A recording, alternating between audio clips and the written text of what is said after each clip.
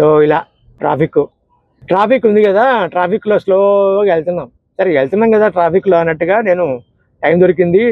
So traffic, journey, యాక్సిడెంట్లు దీనికి సంబంధించిన విషయాలే మాట్లాడుతున్నా, వేరే విషయాలు కాకుండా. ఇంకొక ఎక్స్పీరియన్స్ చెప్తా. నేను ఇంకొక అమ్మాయి నా ఫ్రెండ్ ఇద్దరం కలిసి బైక్ మీద వెళ్తున్నాం. అప్పుడు నాకు ఆ బైకే ఉండేది. సో ఇద్దరం బైక్ మీద వెళ్తున్నాము. కరెక్ట్గా ఏఎన్ఆర్ సెంటర్ ఉంది కదా, జీవికే దాటిన తర్వాత ఏఎన్ఆర్ సెంటర్ ఉంది కదా, సిగ్నల్. ఆ సిగ్నల్ దగ్గరికి వచ్చేసరికి రెడ్ పడింది.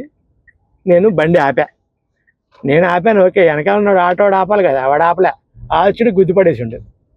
బైక్ కదా, కార్ అనుకుంటే వెనకాల బంపర్ గుర్తుందిలే అనుకుంటాం. మీరు బైక్ కదా, ఇది ఎగిరి అవతల పడితే నేను కింద పడ్డా, ఎలాగోలా లేచాను. ఈయన వెనకాల అమ్మాయి కూర్చుందా, ఆమె ఎగిరిపోయి అక్కడ పడింది.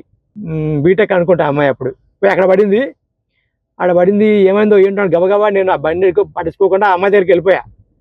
అప్పుడే లేస్తుంది. అమాంతం లేపినా కూర్చోబెట్టి, ఇక్కడ కూర్చోబెట్టి బైక్ దగ్గరికి వచ్చరికి ఎవరో బైక్ లేపి పట్టుకొచ్చి రోడ్డు పక్కన పెట్టారు.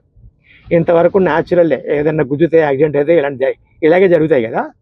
ఇక్కడ చెప్పాల్సిన అసలు విషయం ఏంటంటే, ఆ ఆటో డ్రైవర్ని 10 మంది కలిసి డమా బాత్తాను.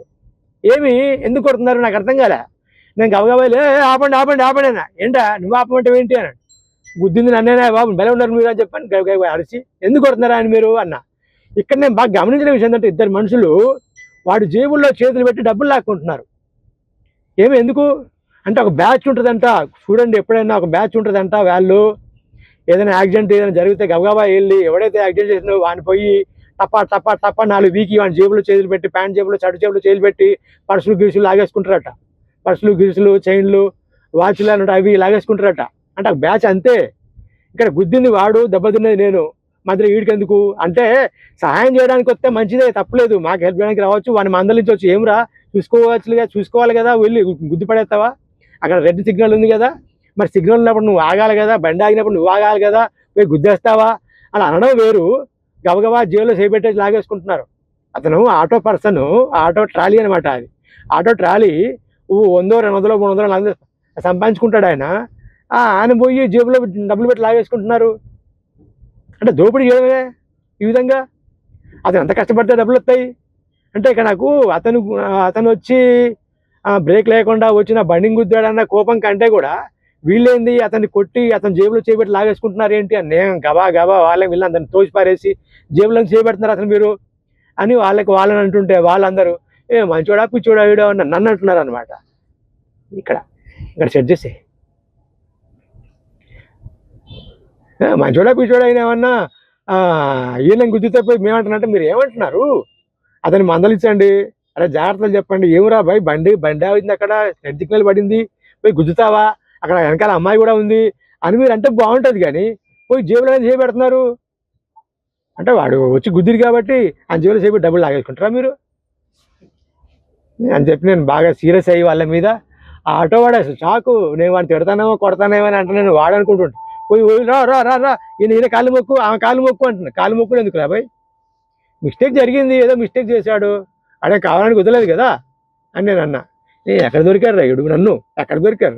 ఈయనకు యాక్సిడెంట్ చేసినట్టు మీ తరపున వస్తాడు, నా తరపున వస్తే నేను ఏమంటానంటే, నా తరపున వస్తే అతన్ని మందలించండి, జాగ్రత్తగా ఉండవారా బాయ్, ఏం డ్రైవింగ్ రా బాయ్, కళ్ళు పైకి పెట్టుకున్నావా, ముందు పెట్టుకున్నావా అనొచ్చు. అది వేరే సంగతి. కొట్టుడెందుకు, జేబులోంచి డబ్బులు లాక్కోవడం మెయిన్గా ఆ జేబులోంచి డబ్బులు, పర్సులు లాక్కోవడం తప్పు.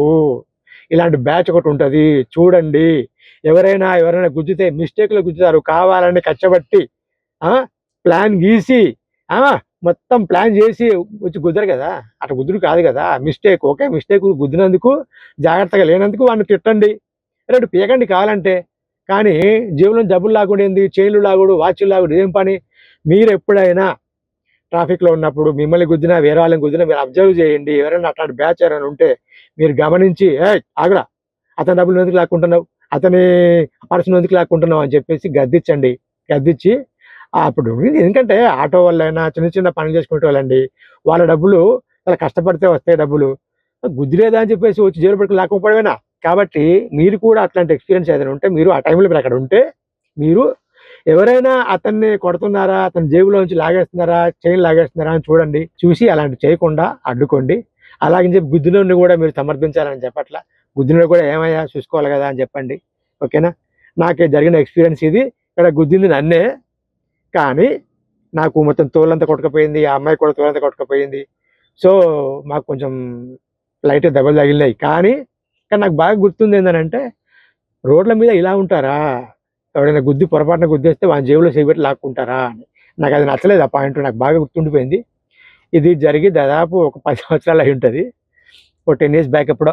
ఇలాంటి మీకు ఎక్స్పీరియన్స్ మీకు ఏదైనా ఉంటే కామెంట్ చేయండి. ఓకే, లైక్ కొట్టండి, సబ్స్క్రైబ్ చేయండి. Thank you so much.